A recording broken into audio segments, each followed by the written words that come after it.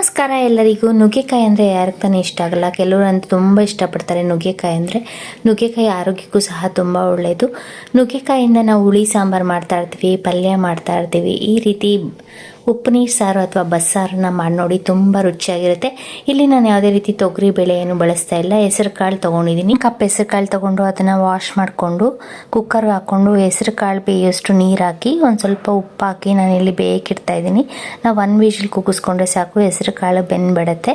ನಾವು ಹೆಸರು ಕಾಳನ್ನ ನೆನೆಸೋ ಅವಶ್ಯಕತೆ ಇಲ್ಲ, ಹಾಗೆಯೇ ಬೇಗ ಬೆಂದ್ಬಿಡುತ್ತೆ. ಜೊತೆಗೆ ನಾವು ಕಟ್ ಮಾಡಿ ಇಟ್ಕೊಂಡಿರೋ ನುಗ್ಗೆಕಾಯಿ, ಇಲ್ಲಿ ನಾನು 4 ರಿಂದ 5 ನುಗ್ಗೆಕಾಯಿನ ಕಟ್ ಮಾಡಿ ಇಟ್ಕೊಂಡಿದ್ದೆ. ಆ ನುಗ್ಗೆಕಾಯಿನ ಒಂದ್ಸರಿ ವಾಶ್ ಮಾಡಿ ನುಗ್ಗೆಕಾಯಿ ಬೇಯೋಷ್ಟು ನೀರು ಹಾಕಿ ಅದಕ್ಕೆ ನುಗ್ಗೆಕಾಯಿಗೆ ಉಪ್ಪು ಹಾಕಿ ನಾನಿಲ್ಲಿ ಬೇಯಕ್ಕಿಡ್ತಾ ಇದ್ದೀನಿ. ಈಗ ನಾವು ಬೇಯಿಸಿಟ್ಕೊಂಡಿರೋ ಹೆಸರು ಕಾಳನ್ನ ಒಂದು ಪಾತ್ರೆಗೆ ಈ ರೀತಿ ನೀರೆಲ್ಲ ಸೋಚ್ಕೋತಾ ಇದ್ದೀನಿ.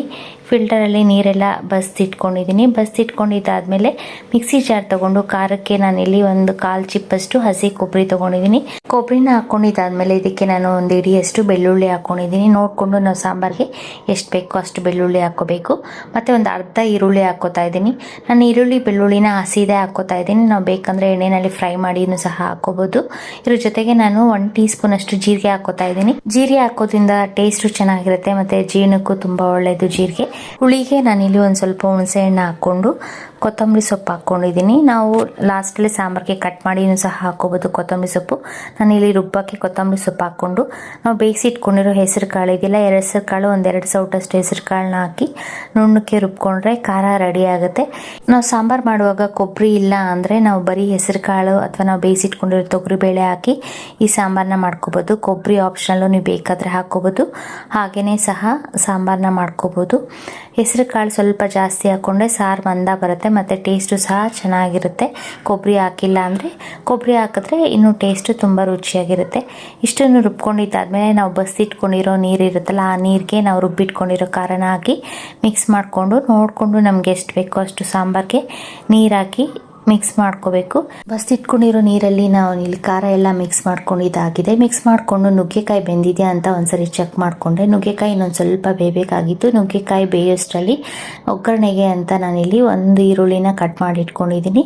ಈಗ ನುಗ್ಗೆಕಾಯಿ ಬೆಂದಿದೆ. ನುಗ್ಗೆಕಾಯಿ ಬೆಂದಾದಮೇಲೆ ಸಾಂಬಾರನ್ನ ಕಾಯಕ್ಕೆ ಇಡ್ತಾ ಇದ್ದೀನಿ. ನಾವು ನುಗ್ಗೆಕಾಯಿ ಬೇಯಿಸಿಟ್ಕೊಂಡಿರೋ ನೀರನ್ನು ನಾನಿಲ್ಲಿ ಬಸ್ಕೋತಾ ಇದ್ದೀನಿ.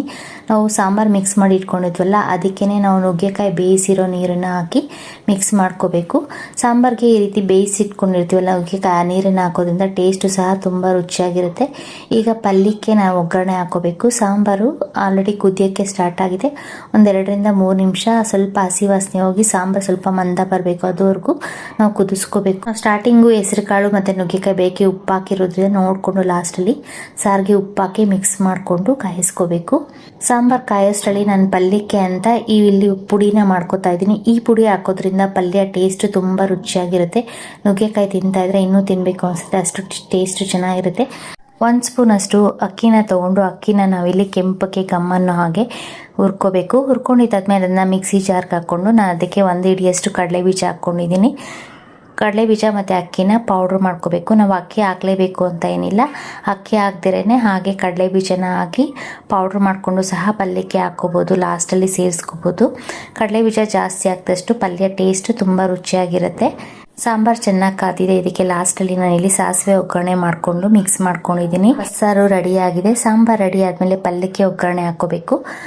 ಪಲ್ಯಕ್ಕೆ ಒಗ್ಗರಣೆ ಹಾಕೋದಕ್ಕೆ ನಾನು ಬಾಣಲಿ ಇಟ್ಕೊಂಡು 1 ಸ್ಪೂನ್ ಎಣ್ಣೆ ಹಾಕಿ, ಎಣ್ಣೆ ಬಿಸಿ ಆದಮೇಲೆ ಸಾಸಿವೆ ಹಾಕ್ಕೊಂಡಿದ್ದೀನಿ. ಸಾಸಿವೆ ಸಿಡ್ದಾದ್ಮೇಲೆ ಹಸಿ ಕರಿಬೇವಿನ ಸೊಪ್ಪು ಹಾಕ್ಕೊಂಡು, ಸೊಪ್ಪಾದರೆ ನಾವು ಬೆಳ್ಳುಳ್ಳಿ ಹಾಕ್ಕೊಂಡು ಫ್ರೈ ಮಾಡಿಕೊಂಡ್ರೆ ಟೇಸ್ಟ್ ಚೆನ್ನಾಗಿರುತ್ತೆ. ಇಲ್ಲಿ ನುಗ್ಗೆಕಾಯಿ ಹಾಕಿ ಪಲ್ಯ ಮಾಡ್ಕೋತಾ ಇರೋದ್ರಿಂದ ನಾನು ಇಲ್ಲಿ ಯಾವುದೇ ರೀತಿ ಬೆಳ್ಳುಳ್ಳಿ ಏನು ಹಾಕ್ಕೊಂಡಿಲ್ಲ.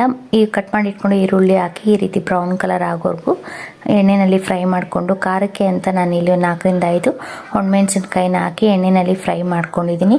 ಈರುಳ್ಳಿ ಒಣಮೆಣಸಿನ್ಕಾಯಿ ಫ್ರೈ ಮಾಡ್ಕೊಂಡಿದ್ದಾದಮೇಲೆ ನಾವು ಬಸ್ದಿಟ್ಕೊಂಡಿರೋ ಹೆಸರು ಕಾಳು ಮತ್ತು ನುಗ್ಗೆಕಾಯಿನ ಸೇರಿಸಿ ಮಿಕ್ಸ್ ಮಾಡ್ಕೋತಾ ಇದ್ದೀನಿ. ಮಿಕ್ಸ್ ಮಾಡ್ಕೊಳ್ಳುವಾಗ ನೋಡಿಕೊಂಡು ನಮಗೆ ಉಪ್ಪು ಬೇಕು ಅನ್ಸರಿ ರುಚಿಗೆ ತಕ್ಕಷ್ಟು ಉಪ್ಪು ಹಾಕಿ ನಾನಿಲ್ಲಿ 1.5 ಸ್ಪೂನಷ್ಟು ಧನಿಯಾ ಪೌಡರ್ ಹಾಕ್ಕೊಂಡಿದ್ದೀನಿ.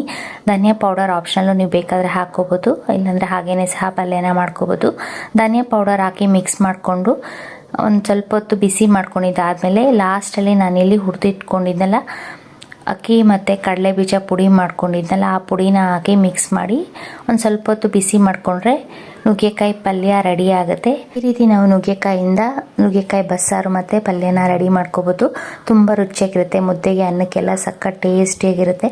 ನೀವು ಒಂದ್ಸರಿ ಮಾಡಿದ್ರೆ ಮತ್ತೆ ಮತ್ತೆ ಮಾಡಿ ತಿಂತೀರಾ, ಅಷ್ಟು ಟೇಸ್ಟಿಯಾಗಿರುತ್ತೆ.